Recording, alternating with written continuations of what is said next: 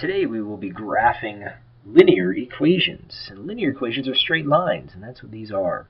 And so we're going to start with picking some x values today.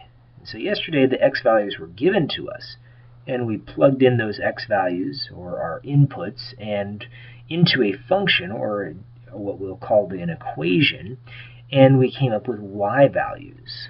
And then once we came up with those y values, then we wrote an ordered pair, x comma y. And we're able to graph these points, and that's what we're going to end up doing today. So we get to pick our x values, and you can pick any x values. The only thing is they need to fit on this graph that's provided for you. So I'm going to pick some small numbers. I'm going to always start with 0. I'm also going to pick 1, and I'm going to pick 2. And so when we do this, we're going to just plug in the values of x that we picked and put them into our equation. So 0 goes in for x. So 0 plus 2. Well, what does that make? That makes 2. So that means our ordered pair is 0, comma 2. So let's go ahead and plot that. Over 0, and then up 2 spaces. And we put the dot right there. Let's do the next one. 1 in for x. So 1 plus 2. 1 plus 2 is 3. So our ordered pair is 1, comma 3. And so let's go over 1 in the x. Notice that x is 1, so in the x direction 1 space. In the y direction, 3 spaces. And then we put our dot. Now let's do the next one. 2 is x, so 2 in for x, plus 2 makes 4. So our ordered pair is 2, comma 4. So we go over 2 in the x, up 4 spaces. We put our dot.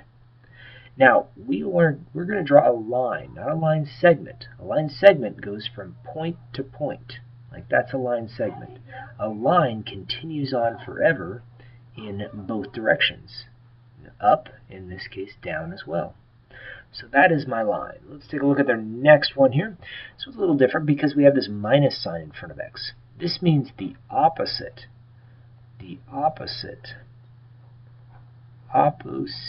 of x. And so we get to learn about some negative numbers when we're dealing with this, because we're going to get some negative numbers. So let's go ahead and pick some values for x, and then we're going to put them into our function, negative x plus 1, and then that's going to give us some y values, and then we're going to end up coming up with our ordered pair. So we're going to pick the same values. Again, you could pick different numbers. The only reason I'm picking these numbers of 0, 1, and 2 is that they'll fit on my graph. Otherwise, I won't be able to fit those points there. So 0 goes in for the opposite of x. So there is no opposite of 0, so it's just 0. 0 plus 1 makes 1. So 0, 1 is the first point. So over 0, and then up 1 space. So I put the point.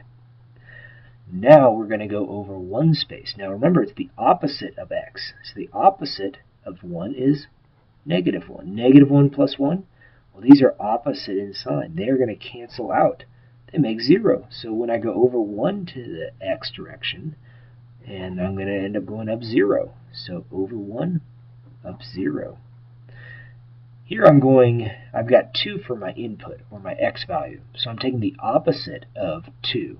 Opposite of x, well, x is 2, so opposite of 2 is negative 2, plus 1. Now notice these are opposite in sign. That means I'm going to end up subtracting. I have more negatives than positives, so it makes a negative 1. So now I have 2, comma, negative 1. So that's my ordered pair. So I go over 2, down 1. Put the dot, and now I've got my line. So you can see how the line goes in this direction. So just continue the line past the points. Arrows at the end signify that it goes on forever in those directions. Now let's take a look at our next one. This one's a little different because now we've got a coefficient other than 1, or negative 1, in front of the x. So the coefficient is the number out in front of x. So it's 2x minus 4 is the function. And we're going to come up with some outputs eventually and some ordered pairs, and then plot those ordered pairs. So again, we'll pick the same values. Let's do that 0, 1, and 2. And again, they're just small numbers, easy to deal with. So we go ahead and substitute that 0 in for this x. So we have 2 times by 0 minus 4. Well, 0 times by 2 just makes 0. 0 minus 4 makes negative 4. So we have 0 minus 4. So over 0 and then down 4 spaces. So it goes right there. Now we're going to plug in the 1 in for x. So it's now 2 times by 1 minus 4. So I'm going to multiply 2 times 1, which is 2, minus 4. Well, I'm taking away more than what I started with, so I end up at negative 2. And so again, 2 minus 4, I subtract their opposite in sign, or negatives and positives, so that's why it's a negative. 1 comma negative 2. That's the ordered pair. So I go over 1, down 2. Let's take a look at our next one. Putting 2 in for x. So 2 times by 2 minus 4. 2 times 2 is 4. 4 minus 4 makes 0. So when I go over 2 spaces in the x direction, I go up 0. So over 2, up 0. I've got myself my point. So I go ahead and draw the line. And it goes uphill from left to right. Put some arrows on the ends to show that it goes on forever in those directions. Let's take a look at our last one of this type. And so on this one, again, we'll start with our inputs. And then we've got our function, negative 3 times by x plus 5. And then we've got our outputs. And then we've got our ordered pair. Alright, so we're ready. So we're going to pick these points 0, 1, 2. So I plug in 0 for x. Nice thing about 0 times a number, it makes 0. So it cancels this out, so we're just left with 5. So that means if we go over 0, we're going to end up going up 5 spaces. Now when we plug 1 in for x, we've got negative 3 times by 1 plus 5. Well, the rule with multiplication and negatives is one negative makes a negative. So it's negative 3 plus 5. Now they're opposite in sign, so I subtract.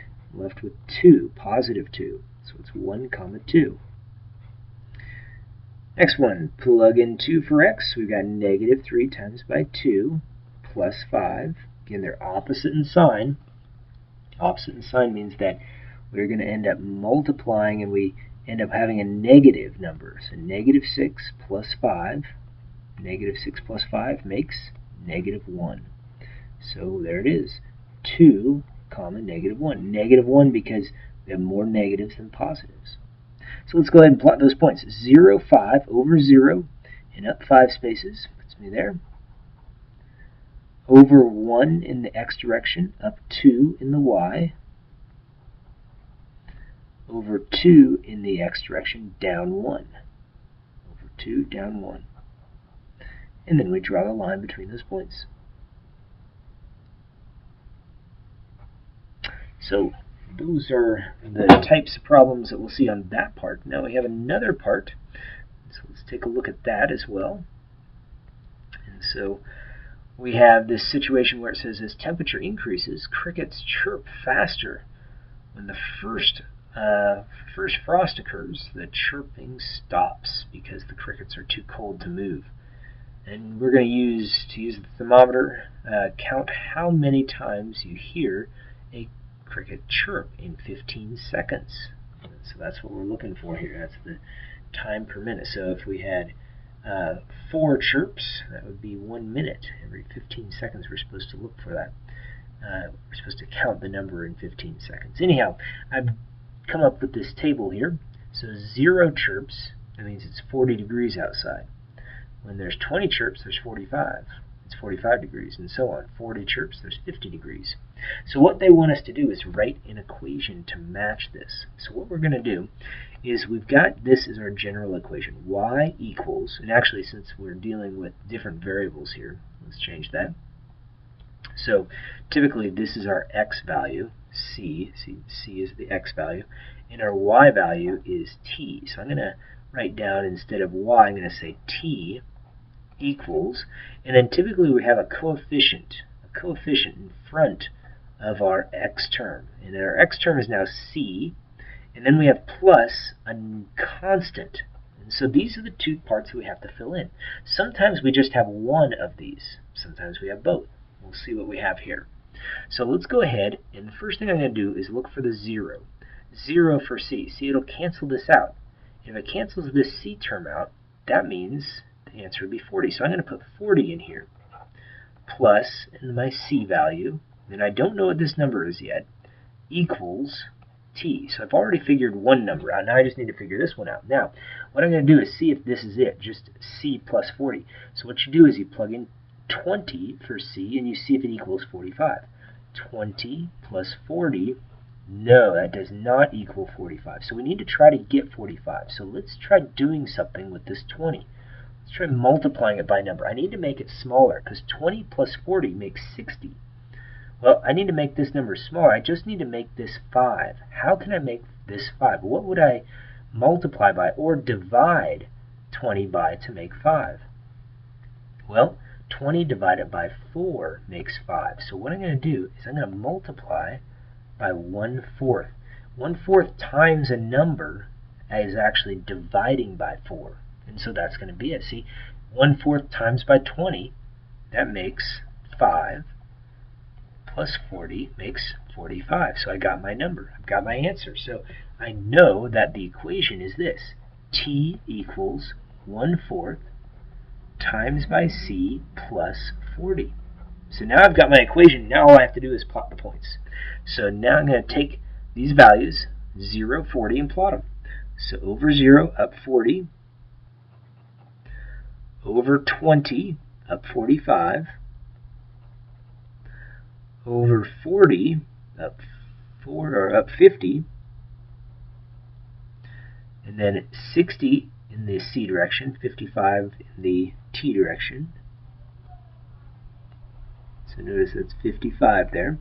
And then 70, you kind of see a pattern here. See how it's going up 1 over 2, up 1 over 2, up 1 over 2. So I bet you this one's here without even trying. Let's see, without even looking at the numbers.